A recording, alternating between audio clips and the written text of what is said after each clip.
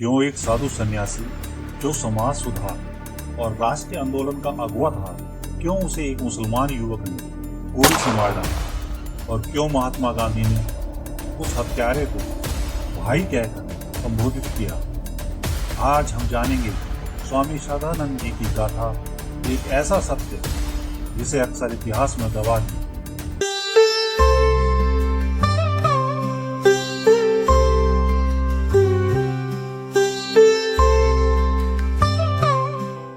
नमस्कार दोस्तों, मैं दीपक और आप देख रहे हैं आत्ममंथन चैनल।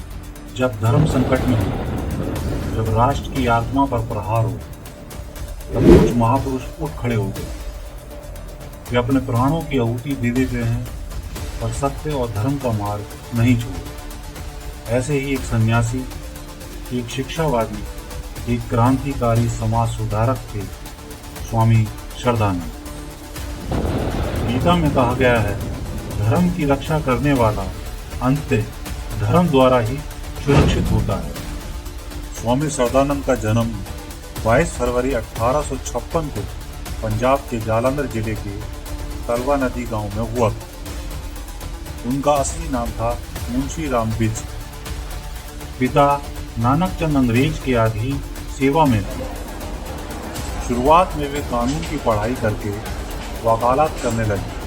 उनका जीवन एक सामान्य वकील की तरह चल रहा था, लेकिन 1880 के दशक में जब स्वामी दयानंद सरस्वती पंजाब आए, तब मुंशी राम ने पहली बार उनके भाषण को सुना और उनके विचारों ने मुंशी राम के हृदय में गहरी छाप छोड़ी। धीरे धीरे उन्होंने वकालत का रास्ता छोड़कर आर्य समाज के कार्यों में पूरी तरह से स्वयं को समर्पित कर दिया।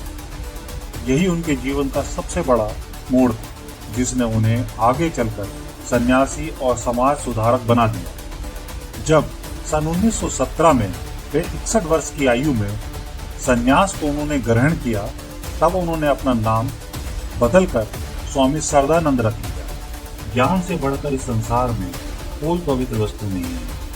स्वामी श्रद्धानंद ने शिक्षा को स्वतंत्रता की नींव माना।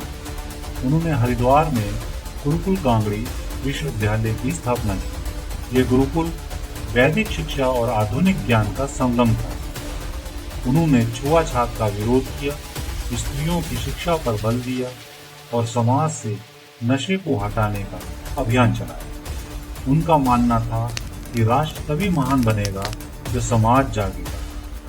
स्वामी श्रद्धानंद ने सिर्फ धर्म के कार्य ही नहीं किए, बल्कि वे स्वतंत्रता संग्राम में भी सक्रिय रहे। वे कांग्रेस के वरिष्ठ नेता थे और 1919 के जलियांवाला बाग हत्याकांड के बाद उन्होंने जनता को संगठित किया और सन 1920 और 21 के असहयोग आंदोलन में उनका योगदान इतना बड़ा था कि लोग उन्हें महात्मा श्रद्धानंद कहने लगे। लेकिन उनकी सबसे बड़ी पहचान बनी शुद्धि आंदोलन। 1915 से उन्होंने शुद्धि आंदोलन शुरू किया। उन्होंने उन लोगों को जो दबाव, लालच या डर के कारण हिंदू धर्म छोड़ चुके थे, दोबारा अपने मूल धर्म में लौटने का मार्ग दिखाया। ये घर वापसी का सबसे बड़ा आंदोलन था। श्रेष्ठ पुरुष जो आचरण करते हैं, सामान्य लोग भी वैसा ही करते हैं, और जो आदर्श स्थापित करते हैं, संसार उनका अनुसरण करता है। लेकिन ये जो शुद्धि आंदोलन था, शुद्धिकरण का कार्य कट्टरपंथियों को चुभ गया।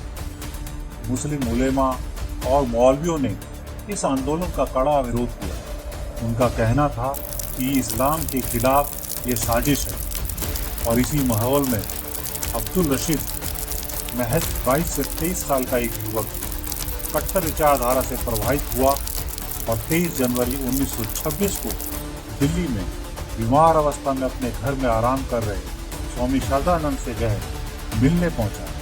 वह सम्मान दिखाने के बहाने गया, लेकिन अचानक उसने पिस्तौल निकाली और स्वामी जी पर गोली चला दी। यहीं पर उनकी शहादत हो गई। इस घटना ने पूरे भारत को हिला दिया।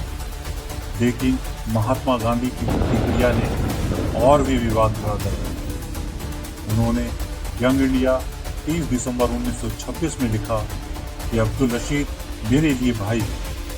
उसने श्रद्धानंद की हत्या पवित्र भाव से की है। गांधी जी का यह बयान कई लोगों को विचलित कर गया। आर्य समाज और राष्ट्रवादियों ने सवाल उठाए कि एक और तो देश का एक संत, समाज सुधारक और स्वतंत्रता सेनानी मारा गया और दूसरी ओर उसके हत्यारे को भाई कहा जा रहा है। इस विवाद ने सदानंद की शहादत को और भी ऐतिहासिक बना दिया। स्वामी सदानंद का जीवन हमें ये सिखाता है कि सत्य और धर्म की राह कठिन होती है, लेकिन वही अमर होती है। उनकी शहादत एक बलिदान है, धर्म, समाज और राष्ट्र की रक्षा के लिए। आज जब हम इतिहास को देखते हैं तो पाते हैं कि उनका नाम स्वर्ण अक्षरों में अंकित है और उनकी गाथा हमें याद दिलाती है कि सन्यासी का शरीर भले गिर जाए, लेकिन उसका विचार हमेशा अमर रहता है। ये सदानंद की शहादत की कथा आप देख रहे हैं आत्ममंथन चैनल। आज का ये एपिसोड आपको कैसा लगा, अपने विचार कमेंट के द्वारा हमसे साझा करें और हमारा सहयोग करें ज़्यादा से ज़्यादा सब्सक्राइब करने में, ताकि इसी तरह की रोचक भरी जानकारी आपके सामने प्रस्तुत कर सकें, क्योंकि सत्य जानना और बताना यही हमारी असली जिम्मेदारी है। तो आज के इस एपिसोड को यहीं विराम देते हैं और आप सभी का बहुत बहुत धन्यवाद। नमस्कार, जय हिंद।